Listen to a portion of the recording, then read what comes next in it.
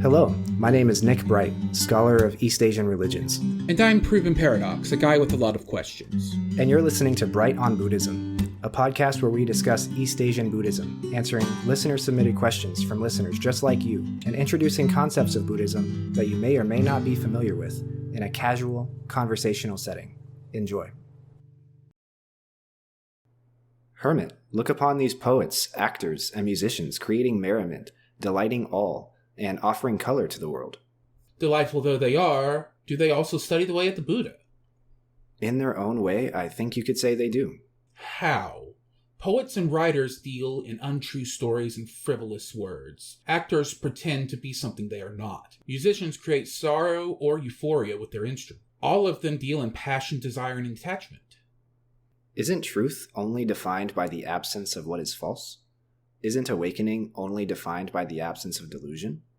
Isn't liberation only defined by the absence of attachment? Perhaps they study the Buddha way by means which are opposite and complementary to those of the Buddha himself. Maybe they themselves are Buddhas. Hello and welcome to this week's episode of Bright on Buddhism. This week, we will be taking a single specific concept in Buddhism and discussing it at length and in detail. This week's term is Bodhisattva. What is a Bodhisattva? What are the different meanings of the word Bodhisattva? And how do those meanings change over time? We hope you enjoy. So, what is a Bodhisattva?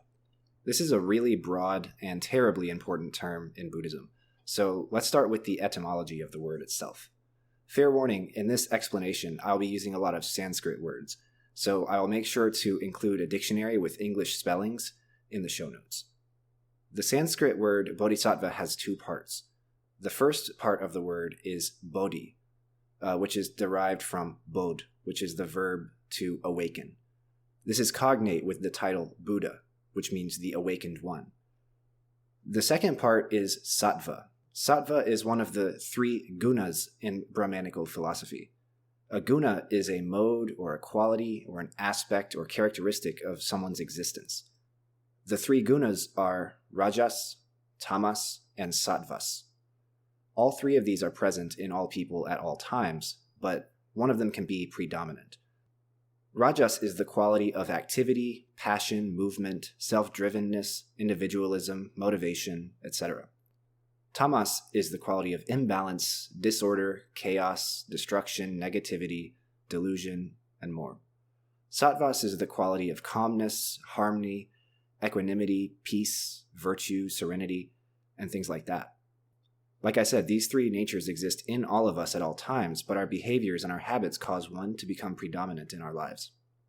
So, bodhisattvas are people in whom sattvas has become the predominant aspect because they are seeking the Buddha way, or the way of Bodh, which is awakening.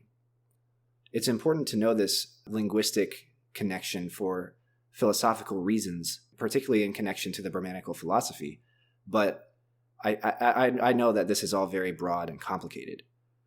There is a much simpler definition to the word bodhisattva. In Buddhism specifically, a bodhisattva is somebody who has awakened bodhicitta, or the mind, which is represented by the word citta, which seeks to enlighten all sentient beings. Thus, they have made a vow in that they will not attain Buddhahood until all sentient beings are saved or enlightened.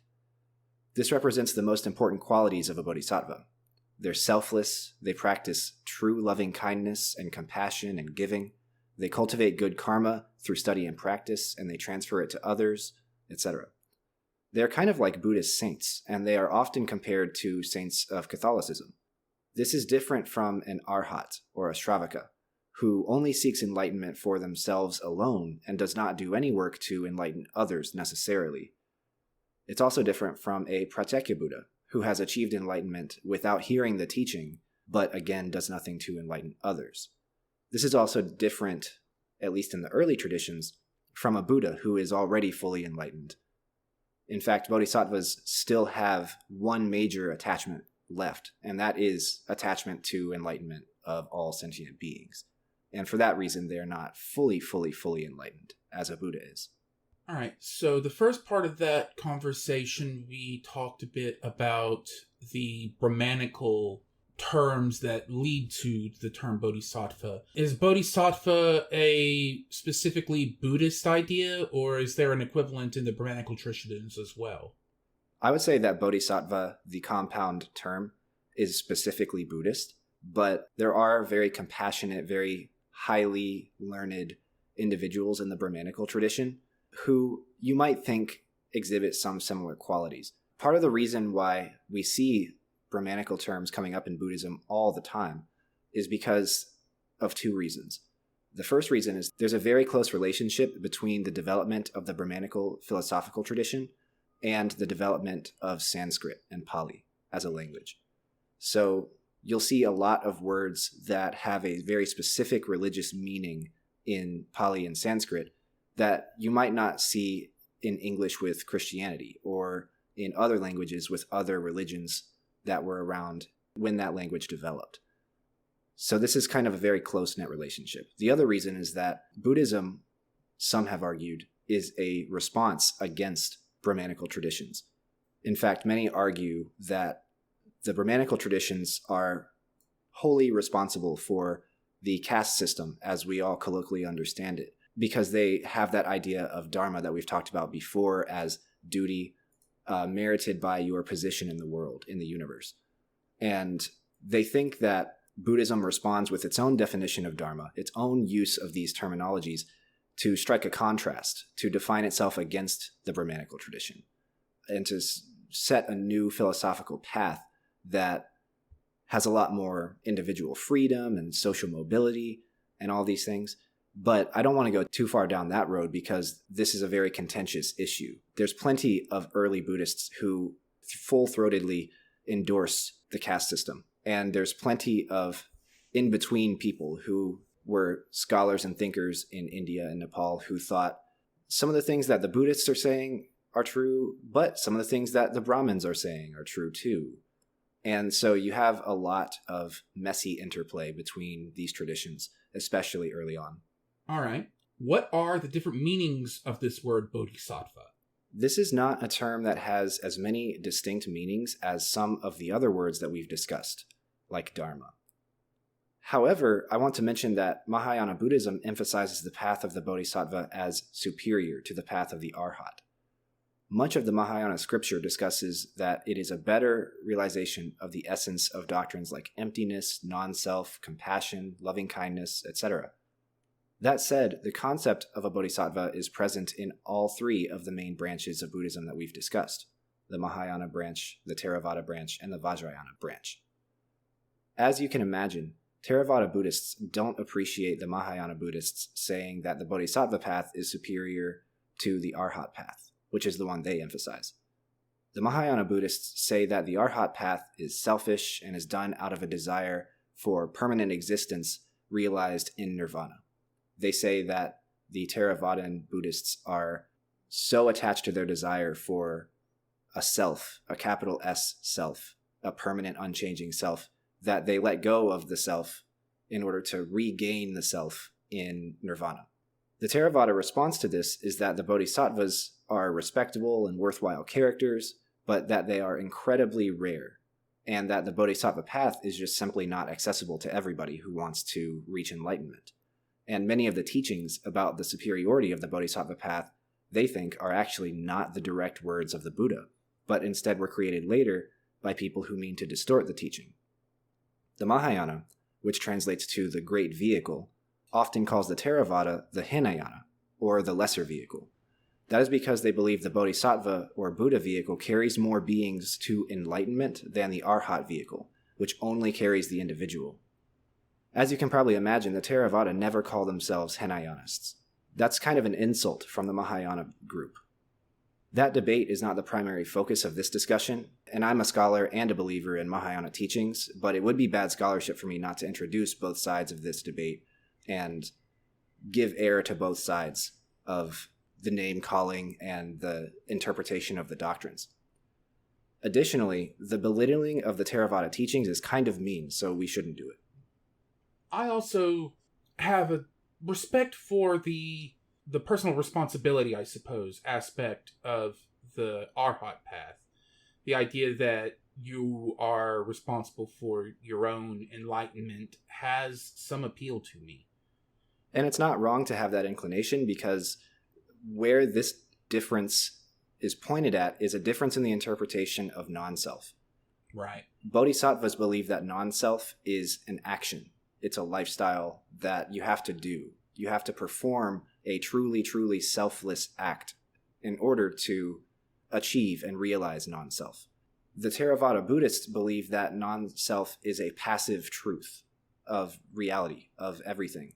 And by doing their own study, by accruing their own good merit, by becoming enlightened themselves, they are also attaining enlightenment for every other sentient being.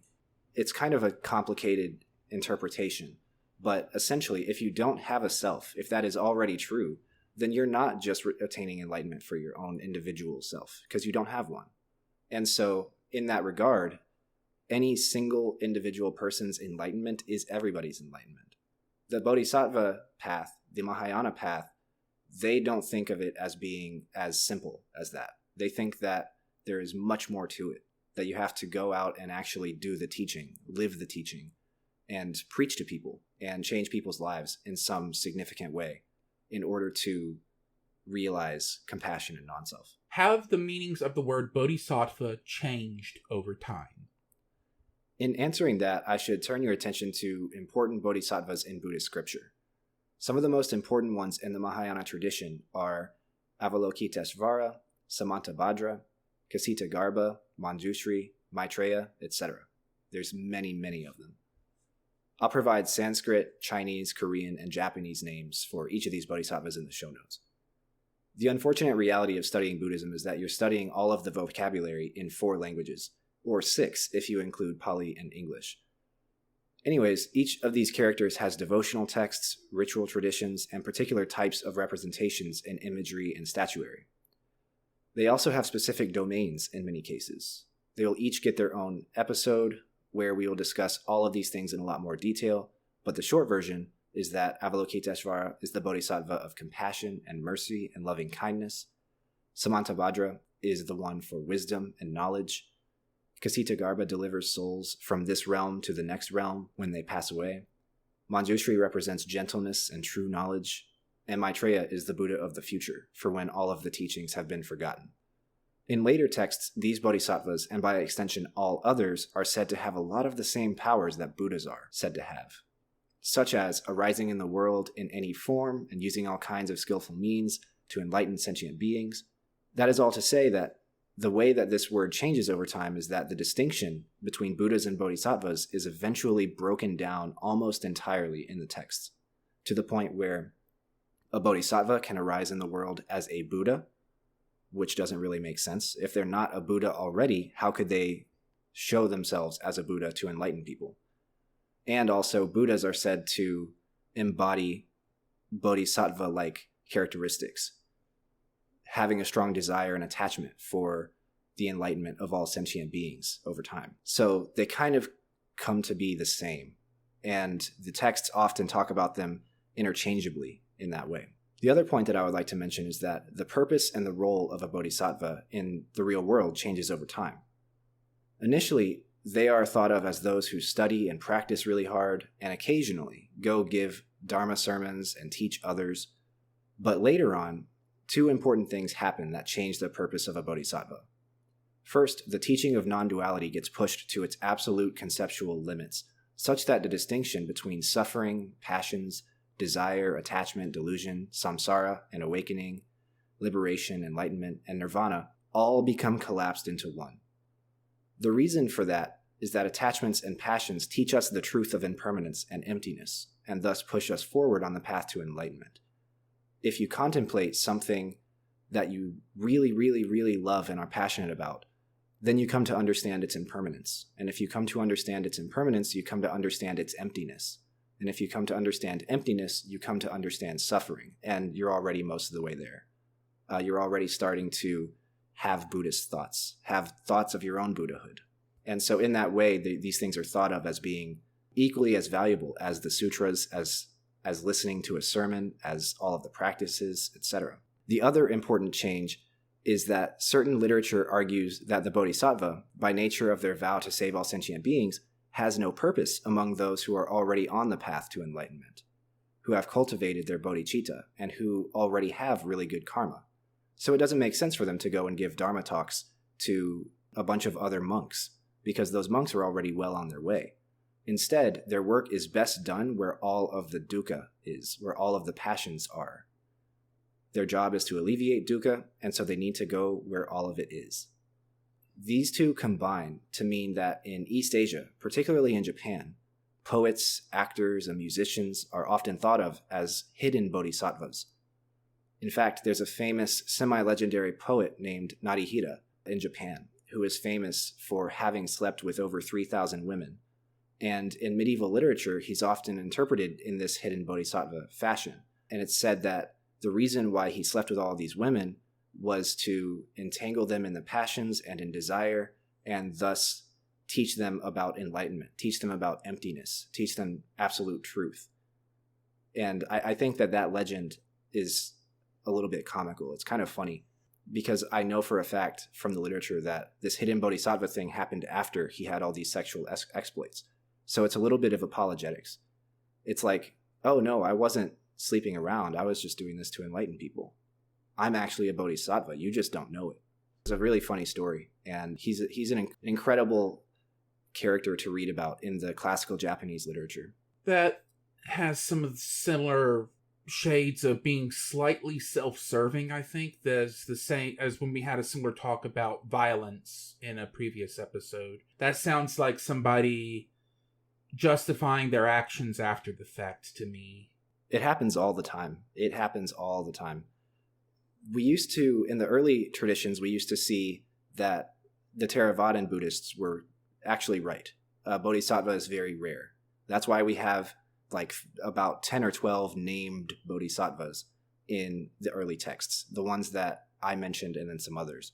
But as the Mahayana develops, the number of bodhisattvas goes up exponentially, because the Mahayana texts, in order to emphasize the supremacy and the significance and the importance of whatever teaching is about to come out in a sermon, they will use all of these insane, unimaginable numbers of characters in the audience, and all of these huge reactions that happen in nature and among the animals and in the whole universe, all to add like gravitas to what the Buddha is saying.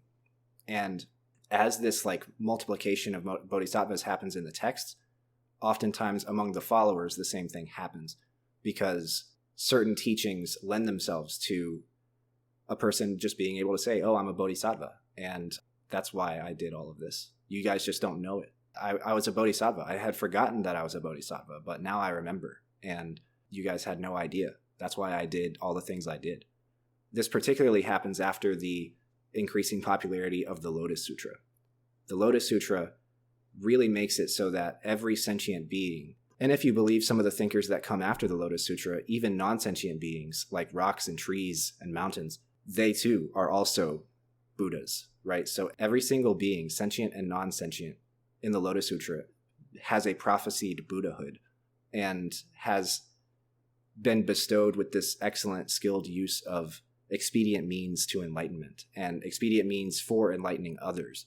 And so you see a lot of people start to claim that they're bodhisattvas, or that someone they like is a bodhisattva, or someone they hate is a bodhisattva. And so this term gets disseminated from this very saintly classification that's only reserved for certain characters to being like nearly everybody. We hope you enjoyed our discussion of bodhisattvas. Join us next week, where we will be discussing the Buddhist perspective on mental health. What does the Buddhist scripture say about it? How does it deal with mental illness? And how does that perspective change over time? Thank you for listening. We hope you enjoyed. Thank you very much. My name is Nick Bright, scholar of East Asian religions and the voice of Hearer. And I'm Docs, editor, question asker, and voice of Hermit. And this has been Bright on Buddhism. Thank you for listening. If you like our podcast, or if you have a question you'd like us to discuss, we'd love to hear from you. Please consider leaving a comment or review, subscribing, or joining us on social media. Our email is bright.on.buddhism@gmail.com. You can find us on Twitter at Bright Buddhism. As always, citations and resources for this episode can be found in the show notes. Thank you.